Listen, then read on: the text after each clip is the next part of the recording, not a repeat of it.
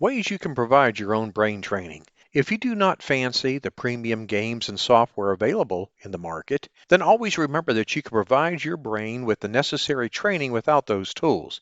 In this episode, we're going to be discussing some of those ways.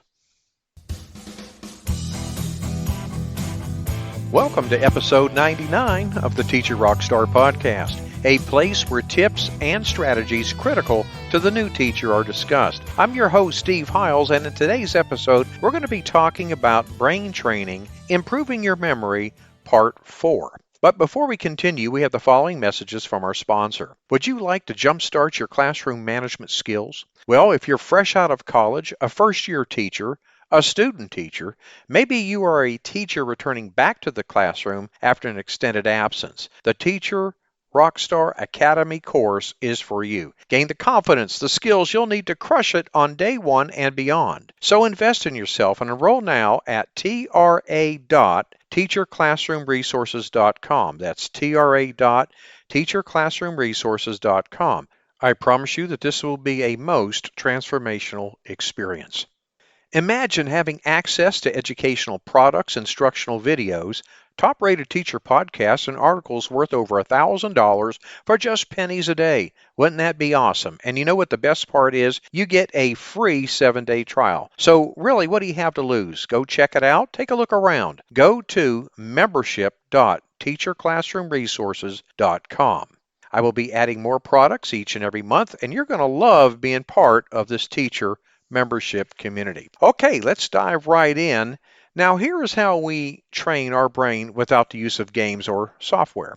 And I'm going to go ahead and share with you 5 ways that we can do this. Well, the first one is deep breathing exercises. Trying to remember something when you're nervous will most likely not be fruitful. And that's because when we're tensed, our mind freezes. Our thinking and recalling abilities do not work the way that they should. But the reverse is the case when you're relaxed. Deep breathing helps calm us down. When tensed, don't forget to breathe. Now, another way is using crossword puzzles. Classic way of stimulating your brain, but remember to move up the level difficulty ladder gradually. To fully enjoy the game, go from level 1 to 2, not the reverse. Very important thing to remember here. The next thing, word association. If you're terrible at remembering names, then this is perfect for you. By associating names with words you're already familiar with, it will be easier to recall these names and new words in general. The next thing is do not multitask. Many persons are of the opinion that multitasking is effective, but you know something, it really isn't. It's a mindless way to get involved with many things without focus. Instead of multitasking, take things one at a time, and you will find that this will greatly improve your ability to be focused. And lastly is keep your brain active all day long. Now, what do I mean by that? Well, an example would be when taking a short walk. Be mentally aware of your surroundings. Make a mental note of how tall and green the grass is. If you come across a picture, try to remember the colors present therein and any other details that you can. Now, let's move to improve your driving ability with brain training. Our memories are not the only thing to decline as we age. Our reflexes, visual ability, and reaction time declines as well. And these are all important to be a good driver. Seniors often complain of not seeing too clearly at night. Thus, they abstain from late night driving. But what if there's an emergency? And as a senior, you're the only one around that can drive. Getting started with brain training will help improve your declining driving ability. There are several games available designed to do just that. They increase your focus, attention, peripheral vision, reaction time, reflex, and cognitive performance. These training games come in different forms. There's one that has you randomly driving around hidden jewels on a screen, of course. The more you drive around, the more jewels that pop up. Also, the brightness of the game slowly decreases to test how well you can drive in the dark. There's also another game that randomly pops up traffic signs on your screen. Now, when this happens, the signs disappear almost immediately, and you're meant to recall the sign and make a decision based on it. The most popular of these driving games is one made up by a brain health company. It is recommended that the game be played at least 3 times a week for around 20 minutes or so to have the following benefits. And there are 4 of them: increased reaction time, increased peripheral vision, boost confidence level, decrease risks of real-time accidents. These games, when played regularly, boost your driving skill and confidence. Let's turn our attention now to brain training with your iPhone or iPod. Apple's iPhone and iPod users have an unlimited number of mobile brain training apps available on iTunes App Store. Think is one of the best there is.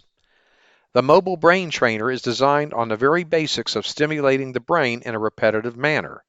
Think has 4 categories with 16 training units. The 4 categories are math, memory, logic, and comprehension. Users are allowed to pick a desired category which is laden with exercises designed to enhance the brain's mental abilities by keeping your brain active. The app also keeps track of your training progress and gives you insights as to how well you're doing so far. Popular games in the Think training app includes Mental Math, Color Sudoku, Zero Sums, Alphabet Soup, and Marble Run, all of which help give your brain the necessary stimulation that it requires. Now, as a bonus feature, Think offers fast play mode for those who do not have time to fully engage in the normal play mode. If you're an Apple user looking for a great brain training app, then this app is totally worth trying out. Now, here are some concluding thoughts on brain training.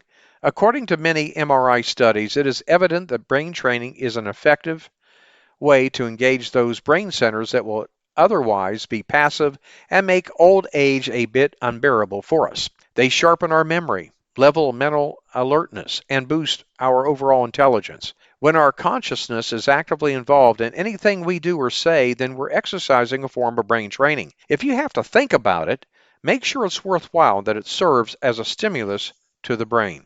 Common brain training activities include board games like chess, which is really fantastic, Monopoly, concentration, and Scrabble. Puzzles, it could be Sudoku, crossword, jigsaw, word search, etc. PDAs, brain age and other computerized games, flashcards, books, and video games. Many of these brain training games can be played with others. Playing with others always provides more fun, so get your family and friends involved in brain training. For any of these activities to be effective, remember to engage in them regularly. Well, my friend, this brings us to the end of this episode. I hope you found a golden nugget or two from the information presented. As always, feel free to reach out should you have any questions or comments about the episode. And I want to thank you for listening to the Teacher Rockstar podcast. I'm your host, Steve Hiles. When you get a moment, visit my blog and subscribe to my newsletter for the latest educational research, best practices, and unadvertised free bonuses. Go to our new and improved blog, blog.teacherclassroomresources.com. And don't forget to subscribe to us at the Teacher Rockstar podcast. And if you'd like to support us, please feel free to share our podcast with others. Post about it on social media or leave a rating and review. That would be greatly appreciated as always. Thanks again. We'll see you same time, same place next week. And remember, my friend, you got this.